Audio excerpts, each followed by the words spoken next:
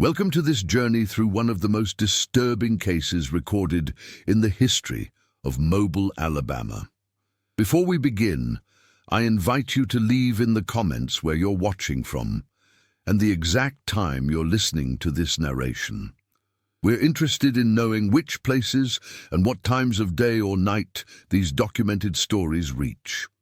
The year was 1845 when the first records of the Monroe estate appeared in the archives of Mobile County.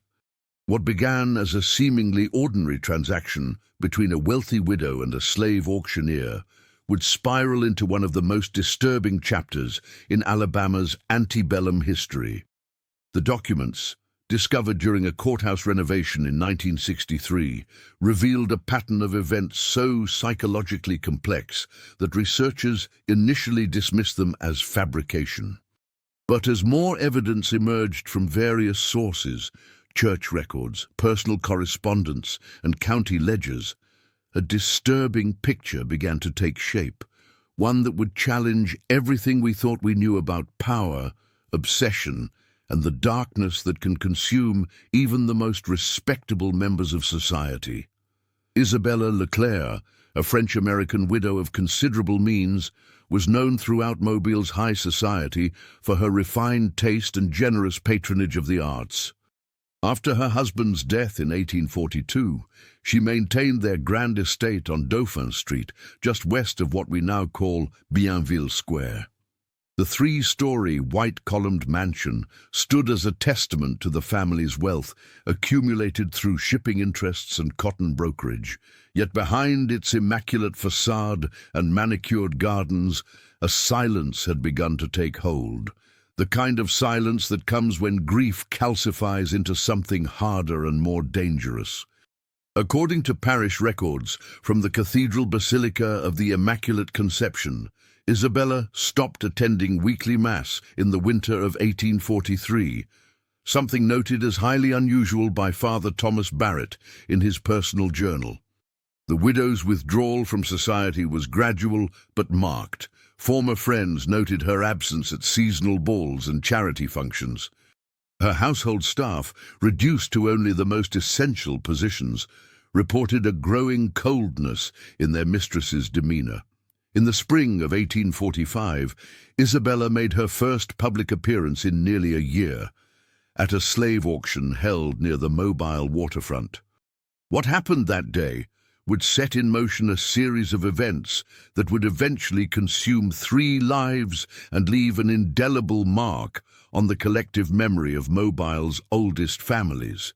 A mark so disturbing that it would be deliberately obscured from official histories for more than a century. The auction records, discovered in a tin box during the demolition of an old warehouse on Water Street in 1958, indicated that on April 15, 1845, Isabella Leclerc purchased a 27-year-old male slave described as unusually educated and of fine appearance. The price she paid was nearly 3 times the market value, a fact that raised eyebrows among the other buyers and sellers present. The slave's name was entered in the ledger as Caleb Monroe. What made this purchase even more unusual was that Isabella had previously expressed abolitionist sympathies in private correspondence with her late husband's northern business associates. These letters, preserved in the Alabama Department of Archives and History, reveal a woman who once wrote eloquently about the moral bankruptcy of human bondage. Yet here she was, not only participating in, but seemingly overpaying for a transaction she had once described as an affront to God and mankind. No one who witnessed the auction could have predicted what would unfold over the next 18 months at the Leclerc estate, a psychological battle of wills that would ultimately consume both mistress and slave in a darkness neither could escape. The carriage ride from the auction block to the Leclerc estate took less than 30 minutes, but for Caleb Monroe, it must have felt like crossing into another world. The household ledgers, kept meticulously by Isabella herself, note his arrival simply, "New acquisition brought to property, assigned to library and correspondence duties." This brief entry belied the complexity of what was to come. Caleb's background, pieced together from various documents and later testimonies, was unusual for a man in his position. Born to an enslaved mother and her white owner in Virginia, he had been taught to read and write by the owner's daughter, who saw in the young boy an intelligence that deserved nurturing. When the plantation faced financial ruin in 1840, Caleb was sold to pay debts, eventually making his way through several owners before arriving in Mobile. His literacy and refined manner made him valuable in certain circles and dangerous in others. In Alabama, as in most southern states, teaching slaves to read had been illegal since the 1830s. Those who possessed such skills typically concealed them for safety. Yet Caleb's abilities were precisely what had caught Isabella's attention at the auction. The first weeks at the Leclerc estate established a pattern that neighbors and household staff would later describe as unsettling. Isabella installed Caleb not in the slave quarters behind the main house, but in a small room adjoining the library. Here, according to the household inventory of 1846, she provided him with a proper bed, writing desk, and clothing that more resembled that of a household secretary than a slave. Yet this apparent generosity masked something darker. From the recollections of Mary Beaumont, the housekeeper who would later provide testimony to a church investigation, Isabella's treatment of Caleb alternated between excessive indulgence and calculated humiliation. She would have him read aloud from classical literature one moment, then force him to stand silent and motionless for hours while she entertained guests the next. She seemed to take pleasure in displaying his intelligence to her few visitors, Mary noted in her statement to Father Barrett in 1847, then reminding him and everyone present of his status. It was as though she needed him to know that every privilege could be revoked at her whim. The psychological nature of this torment became evident through Isabella's own journal entries, discovered hidden in a compartment of her writing desk during the estate's dissolution in 1848. "He resists not with his body, but with his eyes," she wrote in June of 1845.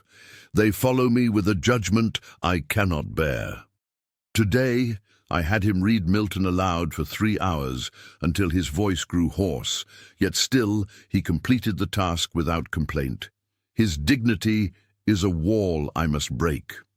This obsession with breaking Caleb's spirit while simultaneously elevating his position created a tension in the household that the few remaining servants could feel but dared not name.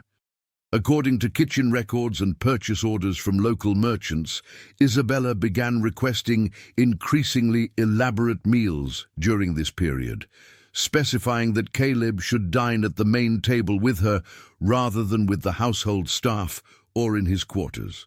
To the outside world, when they glimpsed it at all, the situation appeared as an eccentric widow's unusual but private household arrangement. But within the walls of the Leclerc estate, something more disturbing was unfolding. A psychological war between captor and captive, with rules that shifted daily and stakes neither participant fully understood. As summer turned to fall in 1845, the dynamic between Isabella and Caleb entered a new phase. According to Isabella's journal entries from September and October, she began testing him with increasingly complex tasks, having him compose correspondence to her business associates, manage household accounts, and even represent her interests in meetings with local merchants. These responsibilities, highly unusual for a person in his position, created a paradox that seemed designed to torture. He was simultaneously property and proxy, slave and surrogate master. The merchant ledgers from Dauphin Street shops confirmed that during this period, Caleb appeared in town on Isabella's behalf, authorized to make purchases and decisions that would normally be reserved for a free man of business or a trusted family member.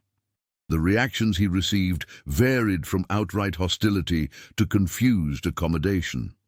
Several shopkeepers refused to conduct business with him, while others, recognizing Isabella's influence and wealth, reluctantly complied. What these public appearances meant to Caleb can only be inferred from fragmentary evidence. A letter discovered in 1860, written by Caleb but never sent, offers a rare glimpse into his psychological state. Each day I walk a tightrope between two impossible worlds. In one I am granted powers that exceed my station, yet these powers are merely extensions of her will. In the other, I remain what I have always been, property to be disposed of at whim. The cruelty lies in being forced to inhabit both worlds simultaneously. This letter, hidden within the binding of a copy of Paradise Lost in the Leclerc Library, revealed a man acutely aware of the psychological game being played and perhaps beginning to formulate his own counter-strategy. The biblical references and literary allusions scattered throughout the letter suggest that Caleb was not merely a passive recipient of Isabella's manipulations, but was developing his own internal narrative to maintain his sense of self. Meanwhile, Isabella's behavior grew increasingly erratic. Her journal entries from this period show a woman in conflict with herself. "I find myself watching for his reactions," she wrote in November 1845. "When I enter a room, I look first to him rather than my guests. This morning, I caught myself adjusting my appearance before summoning him to the library. What madness is this?" The household staff, reduced now to just Mary Beaumont and two other servants, noticed the shift in their mistress's demeanor. According to Mary's later testimony, Isabella began taking unusual care with her appearance, wearing dresses and jewelry that had remained untouched since before her husband's death. She requested that fresh flowers be placed daily in the library and in Caleb's adjoining quarters. Most tellingly, she began dismissing the servants earlier in the evening, leaving herself and Caleb alone in the main house for hours at a time. What transpired during these evenings became the subject of speculation that would eventually reach beyond the household. A neighbor, Elizabeth Holloway, whose property adjoined the eastern edge of the Leclerc estate, reported to her sister in a letter dated January 1846. "The widow's house remains lit until the latest hours. Sometimes music can be heard, she playing the pianoforte while the slave turns the pages. Other times, there is only the soft murmur of voices in conversation.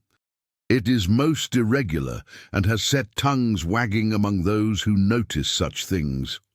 The psychological tension that had been building reached a critical point in late winter, when Isabella made two decisions that would irreversibly alter the course of events.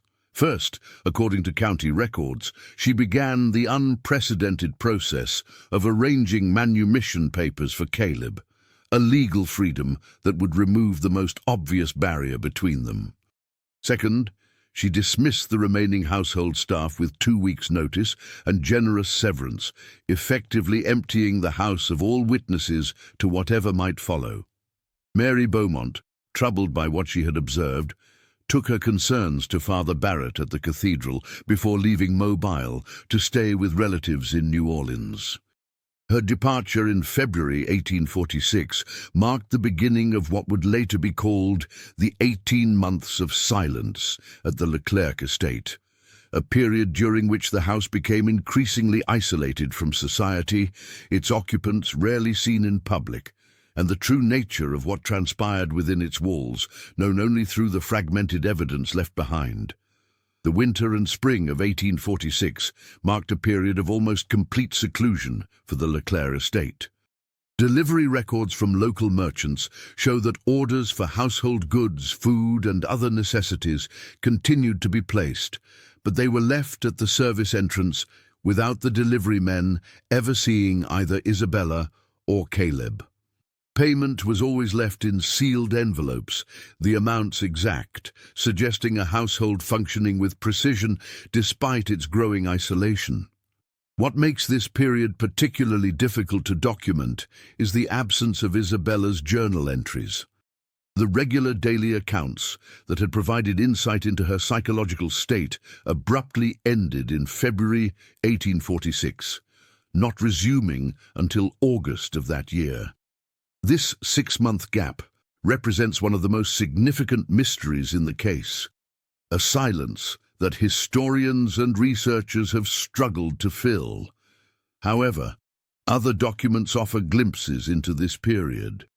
The manumission papers that Isabella had initiated continued to move through the legal system, encountering significant resistance from local officials who were reluctant to approve the freedom of a male slave in such an unusual household situation. Court records from April 1846 show that Isabella retained attorney James Forsyth to press her case, an action that briefly forced her to emerge from seclusion. A clerk at the county courthouse, William Jenkins, noted in a personal letter to his brother, "The Leclerc widow appeared today to sign additional affidavits. She was dramatically altered in appearance, thinner, with a feverish intensity in her eyes. More shocking still was the manner in which she arrived, accompanied by her slave Monroe, who walked beside rather than behind her, and who carried himself with the confidence of a free man already.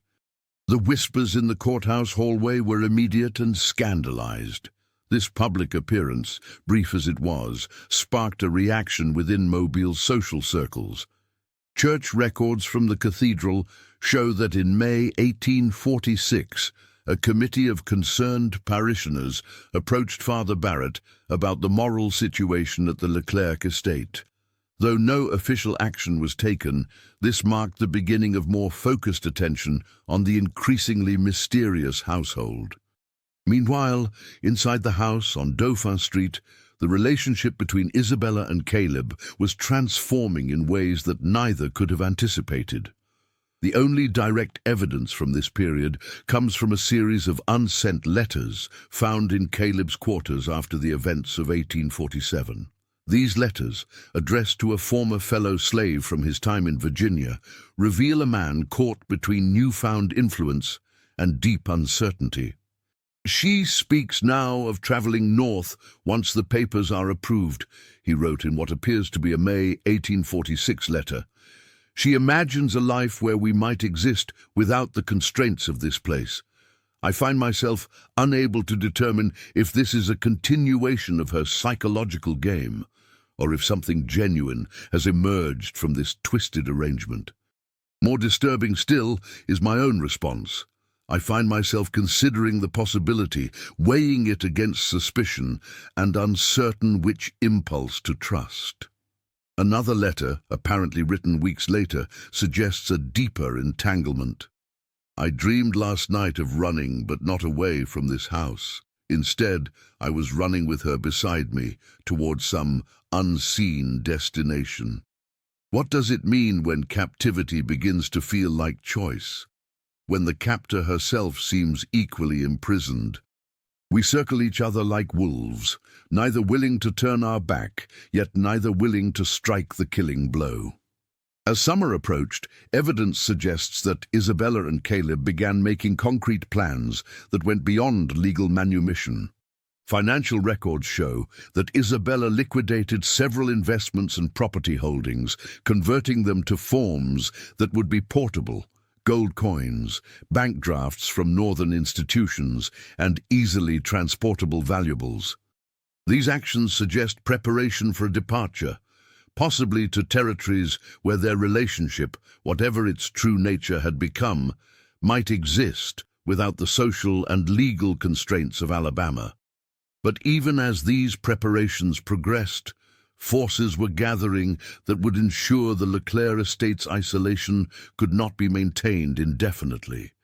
By July 1846, rumors about the widow and her slave had reached levels that demanded response from both civil and religious authorities. The 18 months of silence were about to be shattered, bringing with it consequences that neither Isabella nor Caleb could have foreseen. When Isabella's journal resumed in August 1846, the tone had shifted dramatically from her earlier entries. Gone was the calculating observer documenting her psychological experiments. In her place was a woman who wrote with feverish intensity about liberation, escape, and possibilities. "We have decided on Boston," she wrote on August 12th. My cousin Charlotte maintains a residence there and has indicated her household would welcome us, though I have been deliberately vague about the nature of my companionship with C.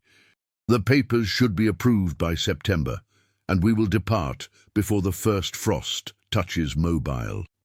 This plan, meticulously detailed over several entries, represented a complete transformation in Isabella's worldview. The woman who had once purchased a human being at auction was now liquidating her southern holdings and preparing to establish a new life where that relationship could exist outside the boundaries of ownership. Whether this represented genuine emotional evolution or a new form of psychological obsession remains one of the central questions of the case. For Caleb, the prospect of this northern migration appears to have produced complex feelings. His unsent letters from this period reveal a man caught between hope and deep suspicion. She speaks of our future with such certainty, he wrote in late August, as though the past can be simply discarded like a garment one has outgrown. Yet I wonder if freedom granted can ever truly feel like freedom earned. And I wonder if one who has owned can ever fully see the previously owned as truly equal. Despite these private doubts, external evidence suggests that Caleb was actively participating in the preparations for departure. Purchases made in his name from mobile merchants included maps of northern states, winter clothing, and books about Massachusetts society and culture. He also made several visits to Mobile's small community of free people of color, possibly seeking information or connections that might prove useful in the North. These preparations did not go unnoticed. In early September, Father Barrett made an unannounced visit to the Leclerc estate, the first time a representative of Mobile society had crossed its threshold in nearly 6 months. The details of this visit are recorded in the priest's official report to the Bishop of Mobile, discovered in diocesan archives in 1959. I found Mrs. Leclerc altered almost beyond recognition, Barrett wrote. The composed, elegant widow of our memory has been replaced by a woman of frenetic energy and unfocused gaze. More disturbing was her insistence that the slave Monroe join our conversation, seating him in her late husband's chair and repeatedly deferring to his opinions on matters I raised. When I inquired directly about the rumors circulating regarding their household arrangement, she dismissed them with a laugh that contained no mirth, stating that Mobile's understanding of our situation is of no consequence, as we will shortly be beyond its judgment. Father Barrett's report raised sufficient concern that civil authorities were quietly notified. The county sheriff, Robert Daniels, began occasional patrols past the Leclerc property. Merchants who received orders from the estate were questioned about their contents and interactions. The manumission papers, which had been moving slowly through bureaucratic channels, were suddenly subject to additional review procedures that effectively stalled their progress. Isabella seemed aware of this growing attention. Her journal entries from mid-September show increasing paranoia. Eyes are watching the house. Today, a sheriff's deputy lingered at our gate for nearly 10 minutes. C advises caution and suggests we may need to depart before the papers are finalized. I have written to Charlotte requesting information about which shipping companies are most discreet. The mounting pressure from outside forces created new tensions within the strange partnership that had developed between Isabella and Caleb. According to Isabella's increasingly erratic journal entries, they began to disagree about timing and strategy. Caleb advocated for immediate departure, while Isabella insisted they wait for the legal protections the manumission papers would provide. This disagreement came to a head in early October 1846, when Isabella recorded a confrontation that revealed the fundamental power imbalance that still existed beneath their transformed relationship. Today I reminded C that despite all else that has evolved between us, the final decision remains mine. The look that passed over his face in that moment contained something I had never seen directed at me before. Pure hatred, quickly masked but unmistakable. For the first time since he entered this house, I have turned the key in my bedroom door. This moment of recognition, that beneath the elaborate psychological dance they had been engaged in, the fundamental reality of owner and owned remained, marked the beginning of the final phase of the Caleb Monroe story. The fragile trust that had developed between them was fracturing, even as external pressures made their position increasingly precarious. As autumn deepened in Mobile, the 18 months of silence were drawing to a close, moving inexorably toward the events that would ultimately consume them both. The final months of 1846 brought increasing scrutiny to the Leclerc estate. Sheriff's Department logs from November and December show more frequent patrols past the property. Father Barrett made 2 additional visits, though according to his reports, he was not admitted beyond the entrance hall on either occasion. The manumission papers remained stalled in administrative limbo, with officials citing irregularities that required further review. Isabella's journal entries from this period reveal a woman increasingly disconnected from reality, alternating between grandiose plans for escape and northern relocation, and periods of dark paranoia. "The entire town conspires against us," she wrote on December 10th. "C believes we should abandon everything and flee under cover of darkness, but I cannot bear to leave the treasures and comforts we have accumulated." He does not understand that certain standards must be maintained regardless of circumstance. This reference to treasures is significant, as financial records show that by this time, Isabella had converted most of her liquid assets into portable valuables, gold coins, jewelry, and bank drafts, which were presumably kept somewhere in the house. The substantial nature of this wealth would later become a critical factor in understanding what followed. For Caleb, the deteriorating situation appears to have prompted a strategic shift. His unsent letters from December 1846 and January 1847 show a man who had begun to plan independently of Isabella. "I can no longer hitch my fate to her increasingly unstable decisions," he wrote in late December. "The northern plan has merit, but not with her as my companion. Her presence would merely exchange one form of captivity for another. I must secure my own path."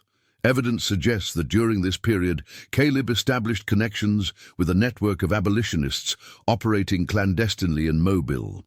Shipping records from the port show increased traffic along routes known to be used by the Underground Railroad. A deposition given years later by Jonathan Phillips, a northern merchant who occasionally assisted fugitive slaves, mentioned a well-spoken man from a prominent household who sought information about northern routes in early 1847. As Caleb appeared to have been making independent preparations, Isabella's mental state continued to deteriorate. Her final journal entries, dating from February 1847, contain disturbing passages that alternate between romantic obsession and violent ideation. "Sometimes I imagine us crossing the Mason-Dixon line together, hand in hand toward a new life. Other times I imagine his blood pooling on the library floor, the ultimate proof that he has always been mine to dispose of as I wish." Both visions bring a kind of peace. The events that followed have been pieced together from multiple sources, none entirely reliable on their own, but which collectively suggest a harrowing conclusion to the Caleb Monroe story. According to a report filed by Sheriff Daniels on February 23, 1847, a fire was reported at the Leclerc estate shortly after midnight. By the time authorities arrived, the main house was fully engulfed in flames. Once the fire was extinguished, investigators found 2 bodies in the charred remains of the library.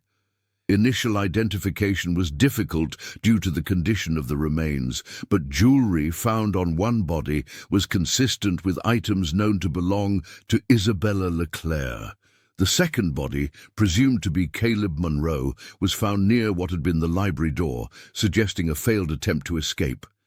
This straightforward narrative of a tragic fire might have become the official record, were it not for several inconsistencies that troubled investigators. First, an inventory of recovered items from the house showed no trace of the substantial valuables Isabella had accumulated. Second, examination of the bodies by the county medical examiner, Dr. James Wilson, revealed evidence that both individuals had died before the fire began. Isabella from what appeared to be a single knife wound to the chest, Caleb from severe trauma to the skull consistent with a blunt instrument. Most disturbing was the discovery, in a small outbuilding that had escaped the flames, of a travel bag containing men's clothing, maps of northern routes, and a substantial sum in gold coins, approximately half of what financial records suggested should have been in Isabella's possession. This discovery led to speculation that has never been fully resolved. Had Caleb killed Isabella and attempted to flee with half her wealth? Had Isabella discovered his plans and attacked him, only to be killed in the struggle? Or had some third party, perhaps aware of the valuables in the house, murdered them both and started the fire to cover the crime, taking only part of the wealth to avoid raising suspicions of robbery? Sheriff Daniels' final report, submitted in April 1847, concluded that the slave Monroe murdered his mistress upon discovering her intent to renege on promises made, and was himself killed in the ensuing struggle, after which the fire began by means unknown. This conclusion, convenient for maintaining social order, became the official version, but several investigators remained unconvinced. Father Barrett, who had witnessed the strange evolution of the household, offered a different perspective in a private letter to a colleague in New Orleans. What was destroyed that night was not merely two lives, but the evidence of a psychological entanglement so profound that it had transformed both participants beyond recognition. Whether the end came through violence between them or through outside forces taking advantage of their isolation, the true tragedy lies in how thoroughly society failed to comprehend what was unfolding within those walls until it culminated in flames. The case was officially closed in the summer of 1847, with the charred remains of Isabella Leclerc interred in the family plot at Magnolia Cemetery, and the remains presumed to be Caleb Monroe buried in an unmarked grave. On the outskirts of town, the burned-out shell of the Leclerc estate remained untouched for nearly a decade, regarded by locals as an ill-omened place, before finally being demolished in 1856 to make way for new construction. The story might have faded entirely from collective memory were it not for the discovery in 1958 of a small leather pouch buried beneath what had once been the Leclerc garden. Inside was a gold locket containing two locks of hair, one dark, one fair, intertwined together. Inscribed inside were the initials IL and CM, along with a date. February 20, 1847, 3 days before the fire. This discovery, along with the various documents that have emerged over the years, ensures that the true nature of what happened between Isabella Leclerc and Caleb Monroe remains one of the most disturbing psychological mysteries in Mobile's history. What began as a relationship built on power and humiliation evolved into something far more complex. A transformation that ultimately consumed them both, leaving behind only fragments from which future generations would attempt to reconstruct their story. In 1965, during the final cataloguing of materials related to the case, archivist Margaret Phillips noted, "Perhaps the most terrifying aspect of the Leclerc-Monroe case is not the violence of its conclusion, but the gradual psychological inversion that preceded it, the way in which captor and captive became bound in a relationship that transcended and yet could never fully escape its origins. It stands as a stark reminder of how power corrupts not just those who wield it, but the very space between human beings. The physical locations associated with the case have long since been transformed. The site of the Leclerc estate now hosts a modern office building.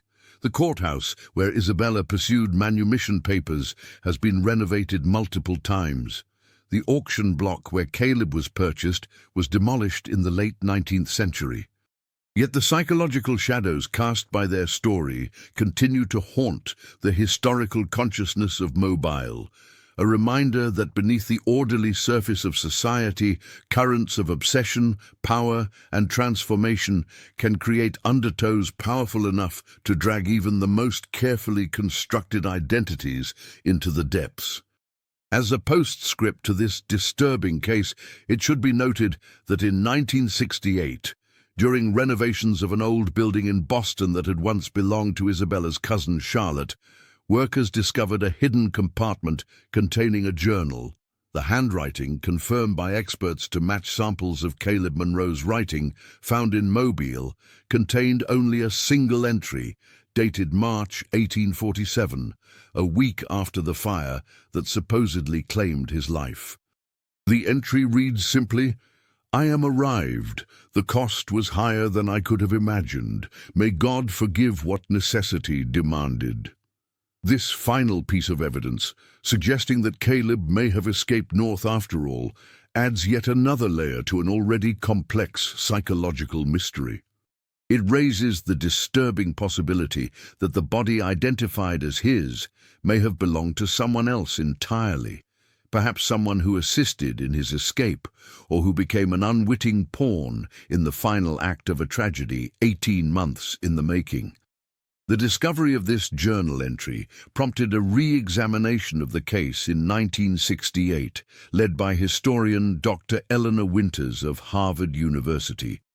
Among these was a letter from Charlotte Leclerc to her attorney, dated April 1847, requesting information about establishing a trust for a recently arrived relation who must, for reasons of personal safety, remain unnamed in any official documentation.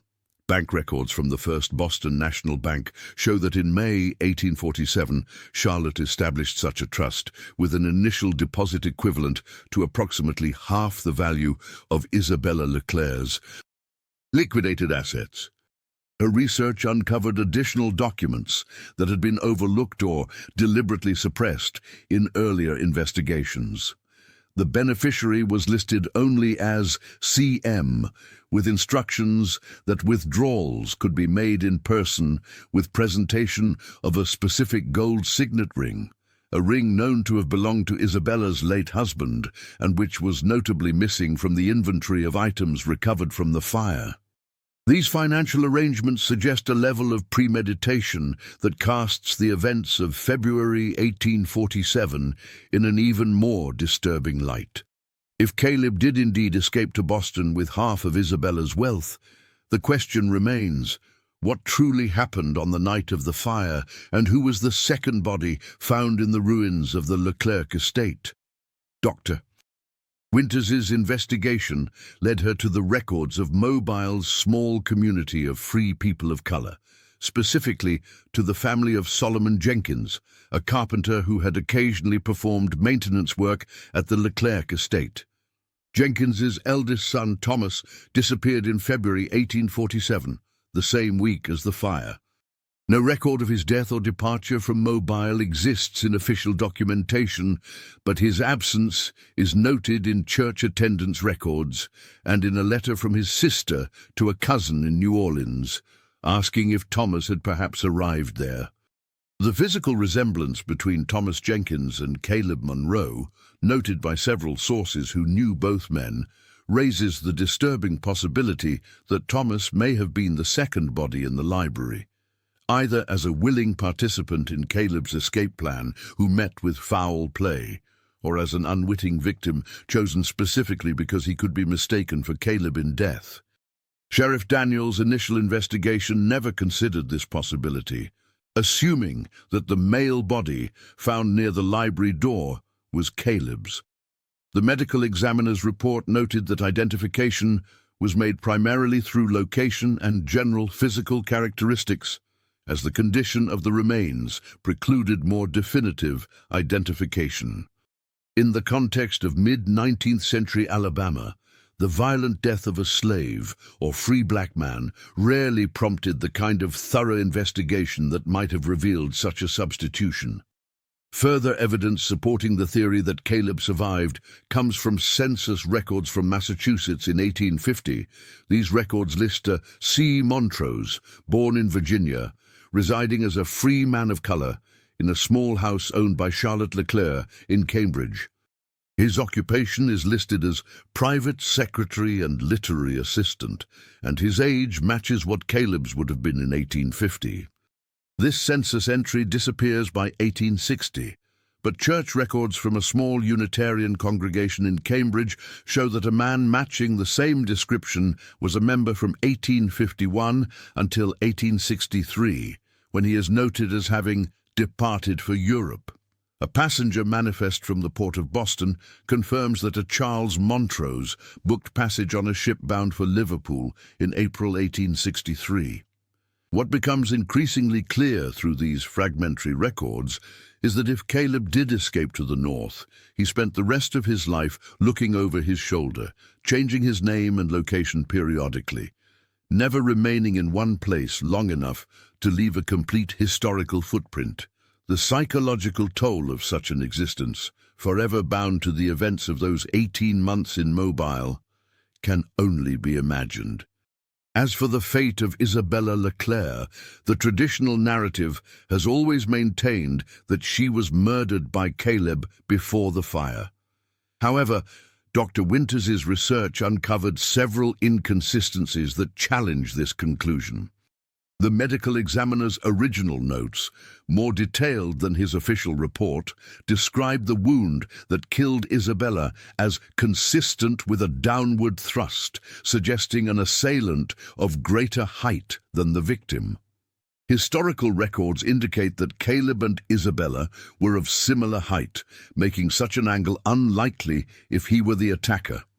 More intriguing is a detail found in a personal letter written by Deputy Sheriff William Hayes to his brother in 1848.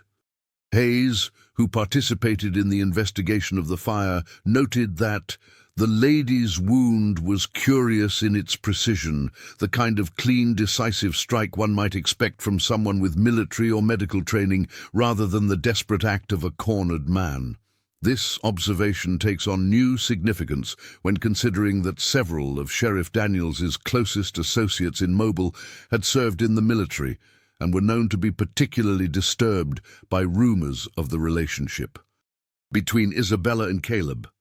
These details suggest a third possibility beyond the official narrative or the theory of Caleb's escape, that both Isabella and Caleb may have been victims of vigilante justice, with the fire set to cover the evidence and the story of murder-suicide constructed to reinforce social boundaries that their relationship had threatened to cross. Lending credence to this theory is a cryptic note discovered in 1869 among the personal effects of Richard Holloway, husband of Elizabeth Holloway, the neighbor who had reported the unusual activities at the Leclerc estate. The note, dated February 21st, 1847, 2 days before the fire, reads simply, "Meeting at Daniels, consensus reached on the L situation." God forgive what necessity demands. The echoing of this phrasing, what necessity demands, in both Holloway's note and the journal entry attributed to Caleb in Boston, raises disturbing questions about possible connections between these documents. Was one a response to the other? Did knowledge of plans for vigilante action prompt Caleb's flight? Or is the similarity merely coincidental, the same phrase occurring independently to two men contemplating drastic actions? What emerges from all these fragmented sources is not a single, coherent narrative, but rather a kaleidoscope of possibilities, each reflecting different aspects of the psychological and social forces at work in the Caleb Monroe case.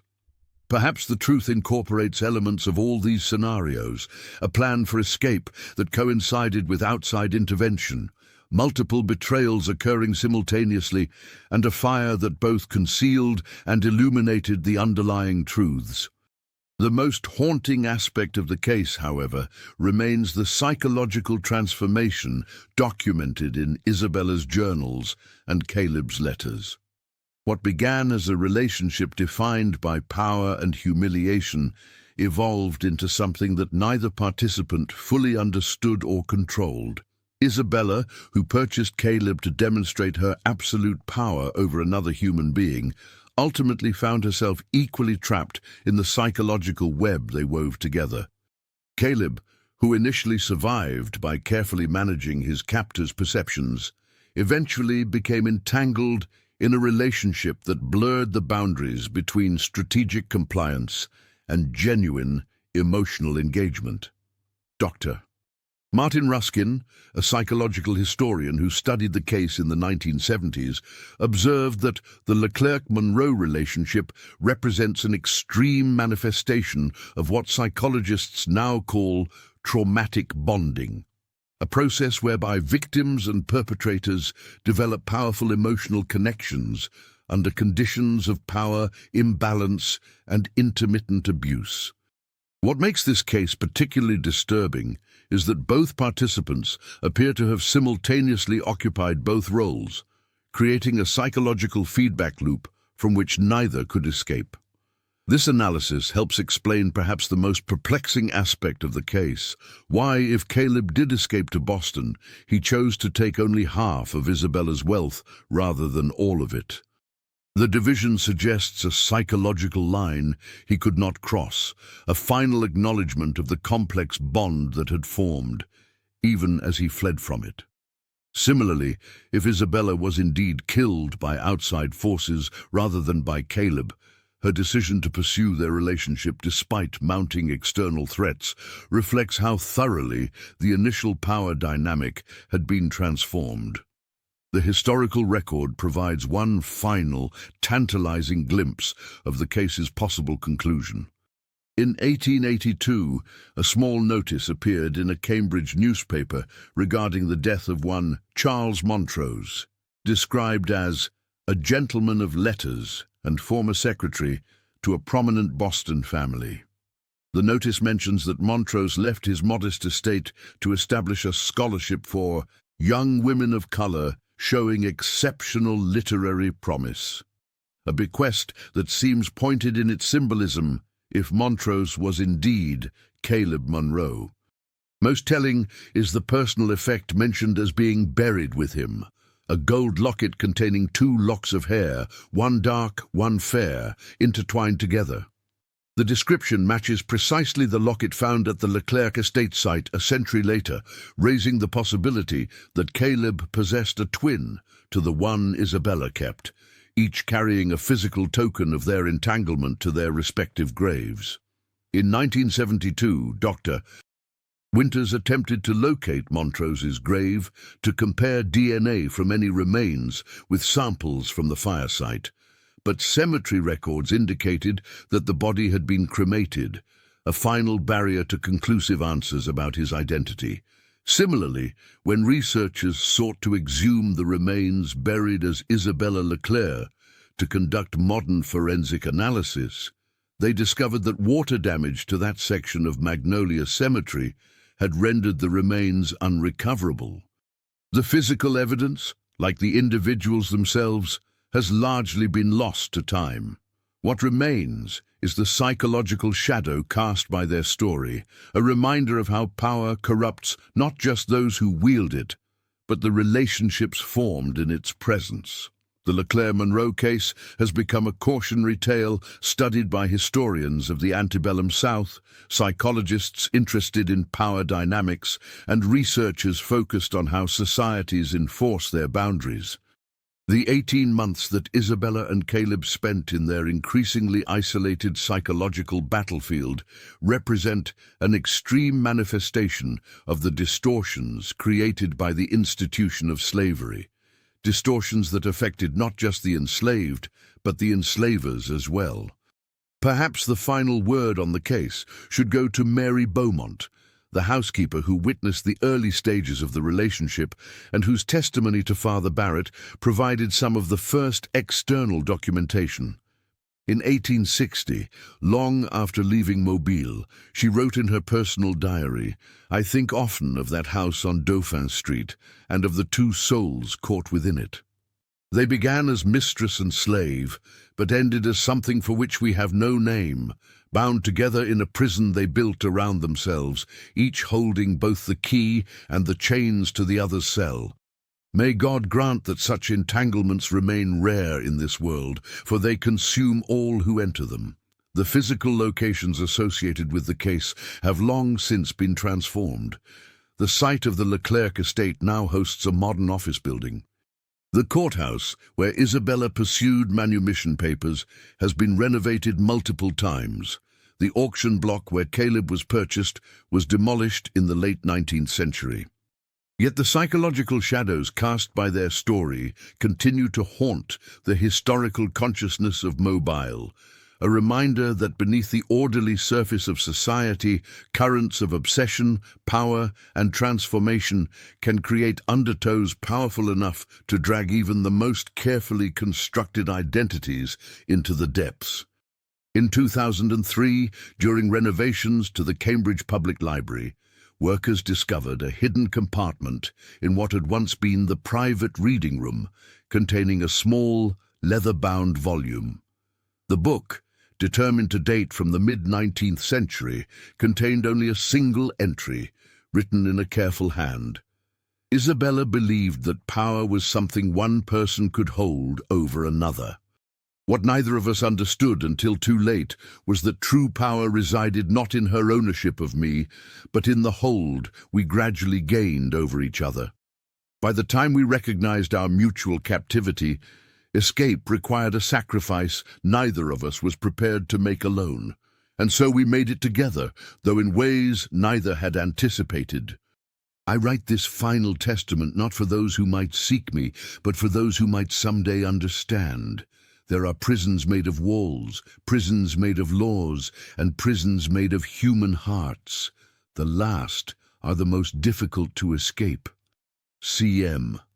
The book was carbon-dated and its handwriting analyzed, with experts confirming its authenticity as a mid-19th century document.